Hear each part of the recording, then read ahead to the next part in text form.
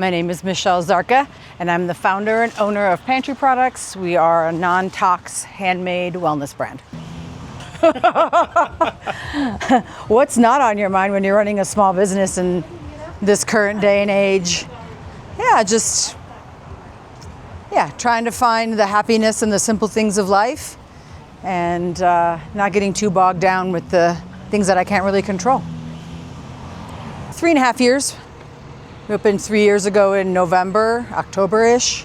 And then loved it. Loved it before we even moved to Salt Lake. I knew I wanted to be in this district, so it was kind of a dream come true, if you will, to be in Maven and be surrounded by so many other like-minded small business owners, 85% of which are women.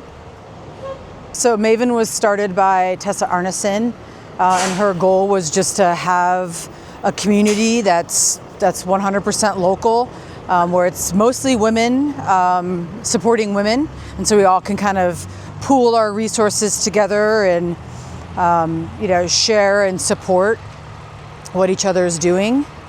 And even for those businesses that are in the Maven District that aren't female owned, they're female supporting, and I think there's a lot of power that comes from that.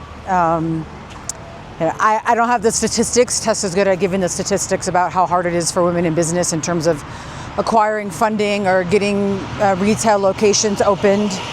It's pretty much, as with most things, a male-dominated industry, so they really look to support women, and we all kind of come together and collaborate and share what we have. I think it was, I guess now that we think about it, yes, almost. So it was like Tessa had acquired and started opening Maven right before the pandemic hit.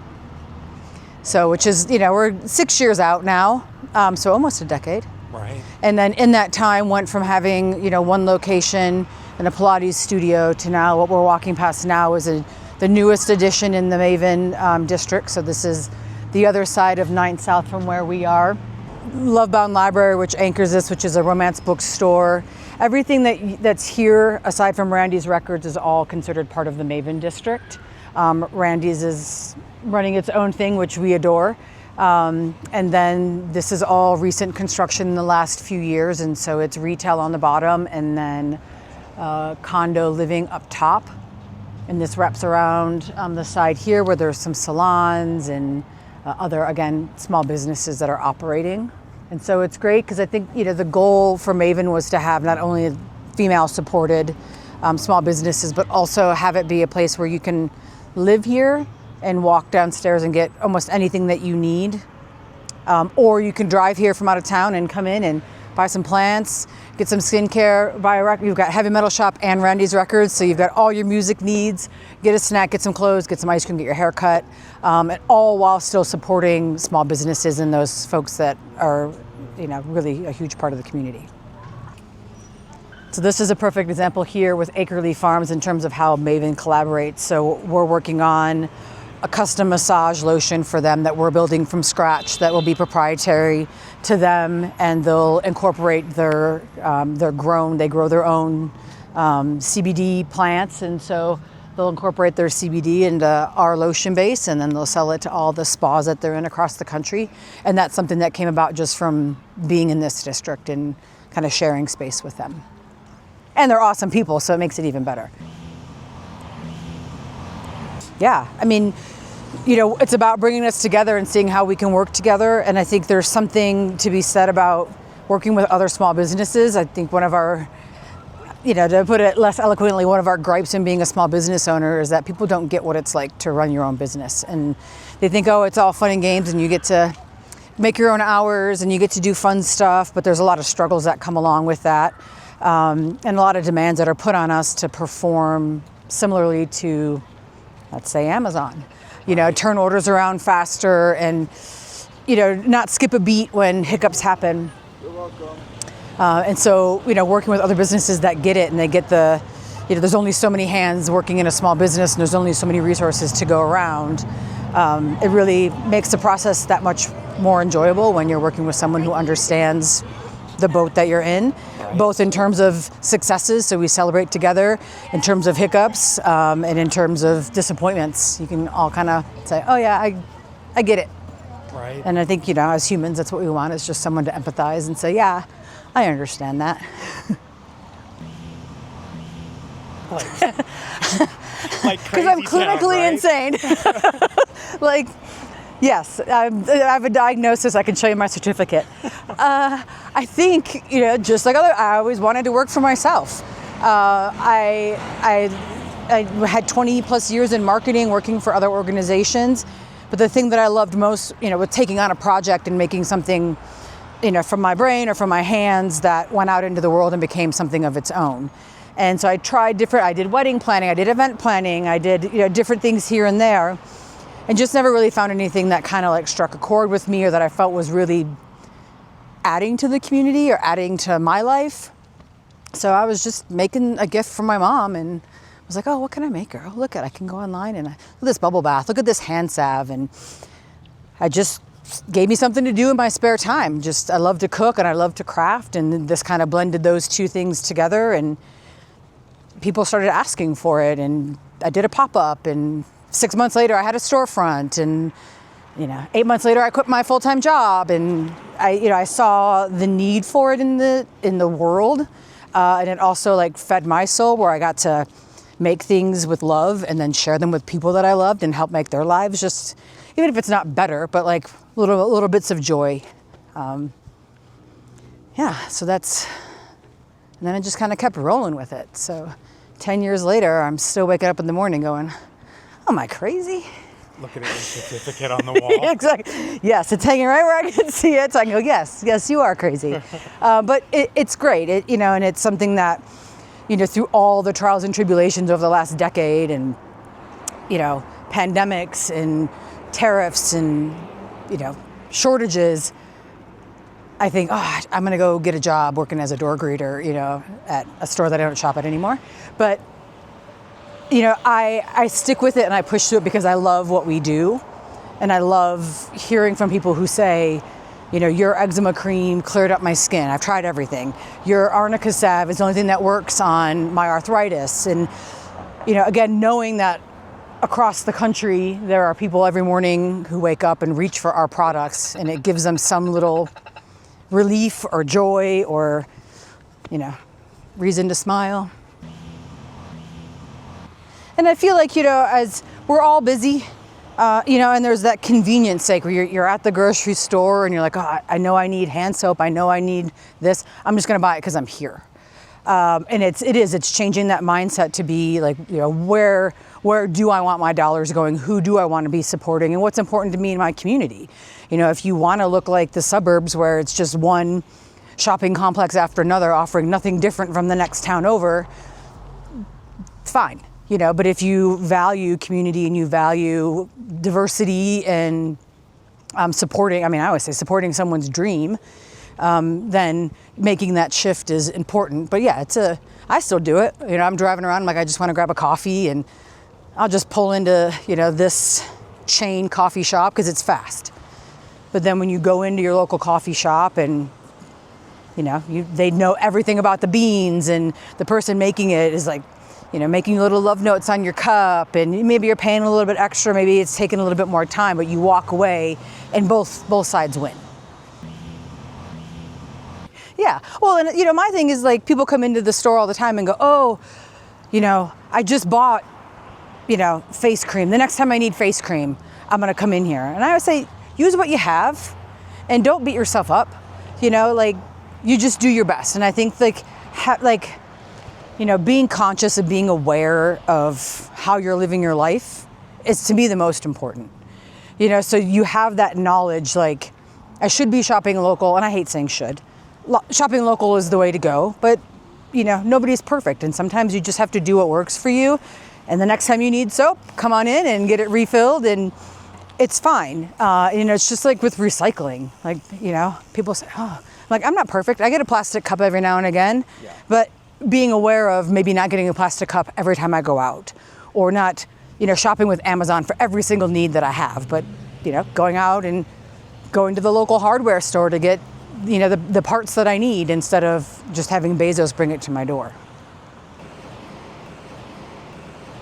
And like, when we moved here, we being my wife and I, and knowing, 9th South as a neighborhood, you had 9th and 9th, and you kind of had the park, and that was kind of like it. There were things like shops here and there that you would stop at, but I feel like they put in this 9-line bike path, walk path that goes all the way through town, and I feel like it's really helped like connect the community, but also allow these little areas in between 9th and 9th and the park and the Maven District really kind of fill in and made it more accessible to folks. So now what I'm seeing even in the last 2 years is just so much more commerce coming in, and folks coming down here and hanging out, parking, riding their bikes, or just walking. And I think this, right here, the co-op that's getting ready to open in a couple months is going to be a huge asset to the community, and just having local community-owned grocery store right here in the heart of 9th South. Also just understanding, how co-ops bring community together and benefit community is great. And I'm working with them. We haven't rolled it out yet, but it's called Lime. So it's a low income membership equity. And it allows members of the community who can't afford to join the co-op if it's cost prohibitive, and who come in at a lower income bracket. And, if they're on food assistance or government assistance already, they can get a membership for free. And so we'll fundraise for that. So I'm really looking forward to kind of helping roll that out, so that it's not just for those that can afford $300, but for everyone. We're in a pretty big food desert here, even with all this commerce and all these little restaurants and coffee shops. Not everybody can afford to buy their coffee every day or eat out. And so having folks that are of a lower income bracket have access to locally grown, healthy, fresh food is, I think, going to be amazing. Yeah, and that's, I used to be a hater with e-bikes. Make sure we don't get hit by one. Being out on the trail, you're mountain biking or, road cycling, and someone goes past you on an e-bike and you're like, cheater.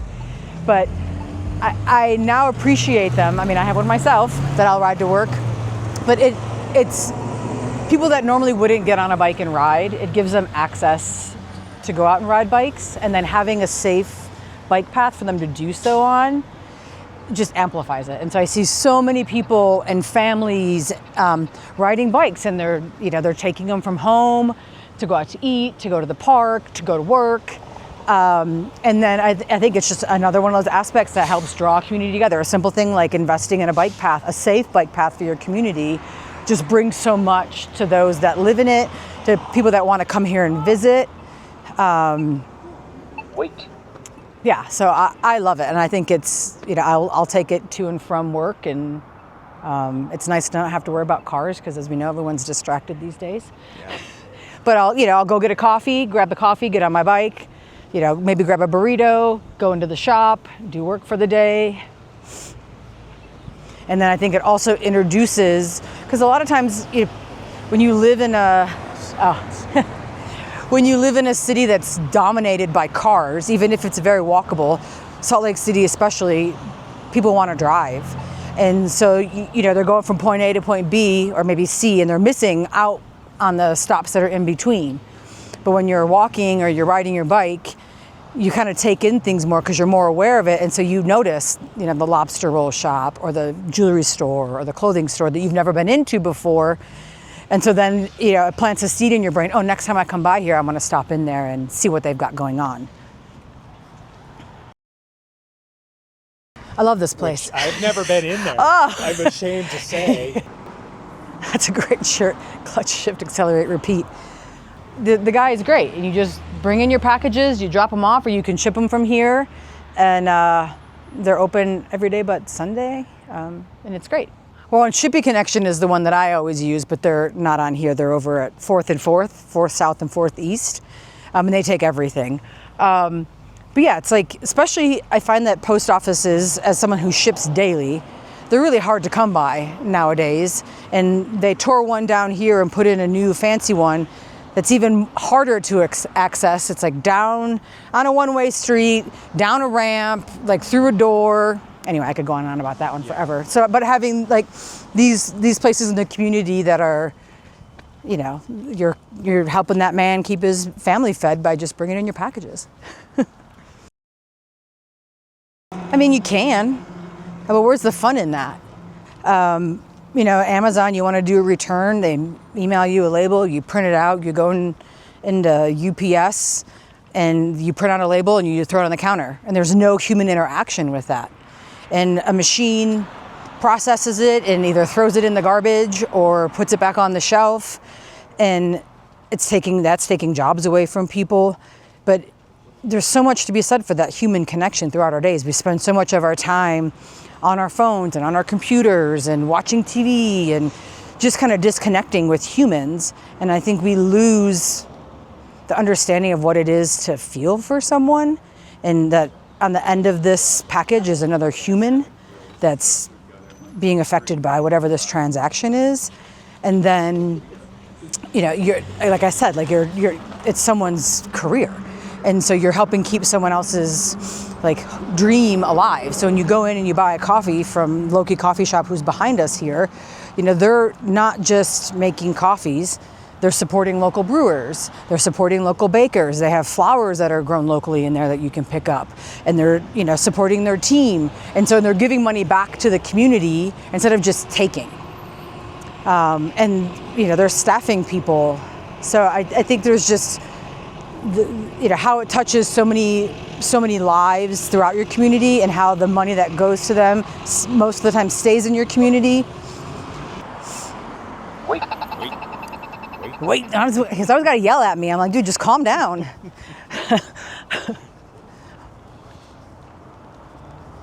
So, and I think, you know, having that, you know, we talked about like big box stores, like being able to look in your community and see something different than what's offered a mile away is also huge.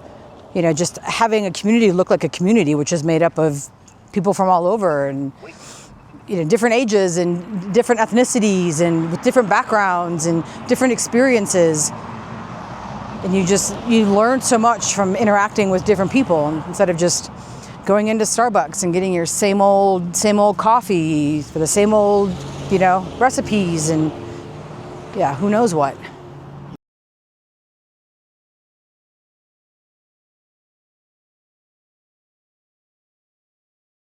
And I think, you know, the whole reason for living is to have experiences. So like, why would I want to have a hamburger here and then go to Japan and have the same hamburger there? Like, I'm going to Japan to experience what's going on in Japan. I don't want a McDonald's, or I shouldn't have said that. I don't want the same burger that I've been eating since I was 6 years old. I want something, you know, unique. Tell me about, you know, what it is that you're doing here. You know, for some, there's a comfort in that. I know exactly what I'm going to get. And this is it, you know, and, you know, being in business isn't for everyone because you don't ever know what you're going to get, you know. And I always joke that I'm not in business to make money. And I laugh because, like, you don't make money in small business until that becomes your ultimate goal, you know. And so for me, the you know, getting paid and being able to, you know, put food on my table or take trips, that's like the bonus that comes from putting love into something that I enjoy doing, and that has become over the last decade a passion for me. And even if I wake up at 3 o'clock in the morning stressing because of work, like, I know, like, the stress, there's a positive to it. So if you're in Salt Lake, you can find us in the Maven District. We're in Reno, just outside Midtown on Wells Avenue, or you can shop us online at shoppantryproducts.com.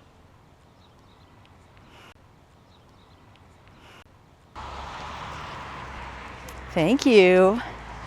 Hi, guys. Yeah, let's go up. Oh yeah, this looks nice.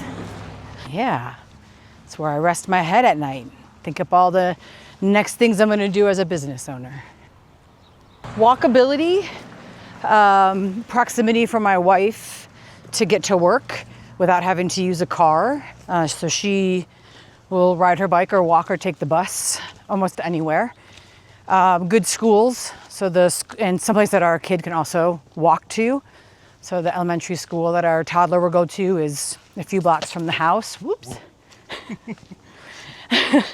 And then community. You know, I joked when we were looking for a house, thank you, Kelly Hannah, for helping us find it, that I wanted a neighborhood where kids would trick or treat. Yeah. But I mean, look at this neighborhood. That's our pediatrician's house right there. It's pretty cool. Didn't know it when we moved in or when she became our pediatrician that she would be a block away from us. Just right around the corner, Yeah. really, right? Yeah, so when she had her baby, I walked over and left a little gift. But I think, you know, somewhere where people are outside. You know, we had lived in Reno before, and, you know, sometimes you have good neighbors and good neighborhoods. But I wanted some place where you knew who lived next door and you knew who lived across the street. You know, where like you walk your dogs outside and people say hi. And when we moved into our home, and you know, the day we moved in or a couple of days after, our neighbors across the street had dropped off like freshly baked cookies on our front porch. And we exchanged gifts around the holidays. And, you know, if we go out of town, they get my mail. And so just someplace that feels like community. But also, again, going back to like shopping small businesses, there's diversity in what the homes look like. And so you'll have craftsmen next to modern, next to an apartment complex, next to a Tudor, and they're mostly all historic homes. Ours is from 1906, at least that's the first time that they dated it. So you get character with homes like that, for good and bad. So we have beautiful, you know, leaded glass windows at our house that are really cold in the winter. There's a cat up there on the porch. You get things like this. You don't get these in the suburbs. Oh, that one is so beautiful. Look at all the bees, too. Yeah, that's what I love. Like in the spring, is you hear the fruit trees before you see them because the bees are just in love. And like the character of this home, and oh man.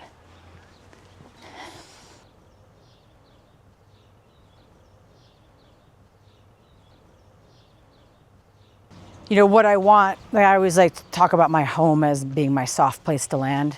So, you know, you want your house you come home and you just kind of leave it all at the door. And, you know, it just feels like an extension of you.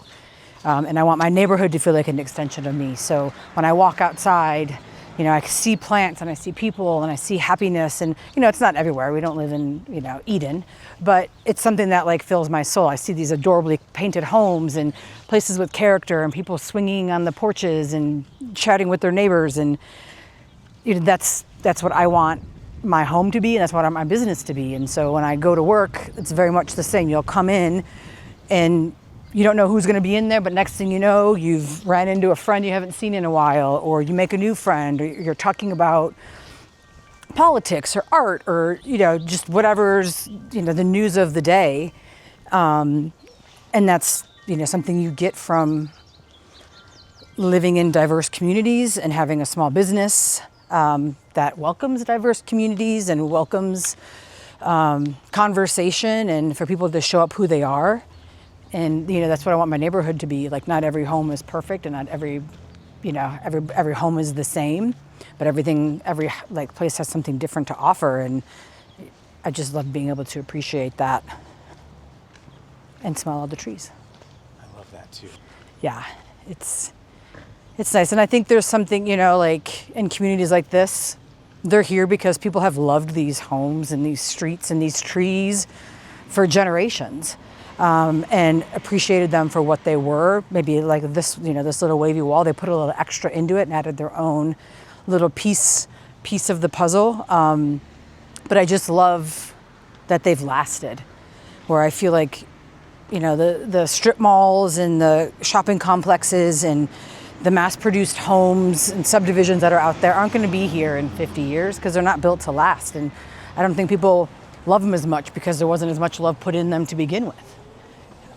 So, you know, just build another one. Just make another hamburger. Like, what's the big deal?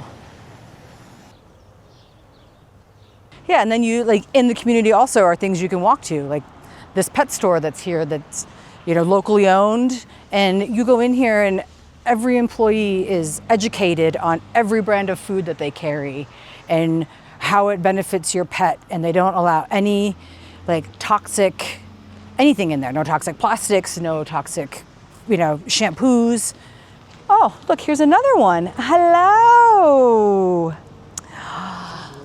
Hi. Oh. Yeah, big black cats are my favorite. Hanging out by healthy pets. Yeah, you looking for some scraps? You look pretty healthy.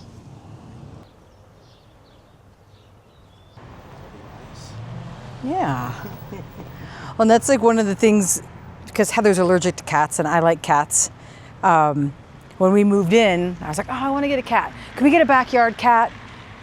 And so we had a deal that if a cat were to adopt us, that it could stay outside. So we now have a cat that comes around, that sleeps on our porch in a little bed that the community, because there's all these amazing buy nothing groups where the community just trades things that they no longer need. Right. And so the community gifted me a cat bed and a blanket and a whole bucket of cat food for this little cat that now lives on our front porch. So you wouldn't find that in the suburbs. Look at these flowers. Yeah, thanks for sharing your thoughts on community. Yeah.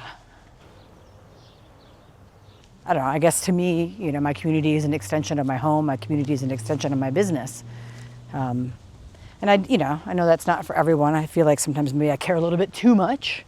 But I think it's important. Life is hard and the world is a hard place. And who wants to go into a store and not feel anything from a purchase that they're making when they've worked so hard for their money? Or who wants to go home and not be inspired or find joy in where they're spending their days and nights when they're not at work? And yeah. Hi. Yeah, and I love walking through and seeing, you'll still see, and I'm sure I know there's a word for it, but it's where you'd hook your horse up. There's a little stepping stone and then a little thing that you'd hook your horse up onto and when you'd ride up to the house. And those are still in existence here throughout the neighborhood. You get your folks that come through and flip it and take something that was beautiful and turning it into something ugly. But you have so many more people that take something that was already beautiful and continue to help it be as beautiful as it can. And yeah, it's but don't tear out that tile that took days to lay to throw down some linoleum. But, and my thing is if you don't appreciate the beauty that is a historic home, don't buy one. But that's just, that's just how I feel. It's like us trying to tiptoe through the house when the kid's asleep, trying to sneak out of the bedroom. And it's like those creaks are in that floor because this flooring was laid how many dozens of years ago. Well, and that's why, on Antiques Roadshow, they tell you don't rub off that patina. That's all the value is in those years that tea set was existing and building up all the characteristics that make it worth something. I think that's the same for historic districts. Don't come through and tear all the trees out and throw concrete down and paint them all, we call it gentrification gray, where every house looks the same. And that's what I love here is every house that I look at is a different color. No house is gray. You've got brick, then there's blue and teal and pink, and my neighbor's house is green, and I love it.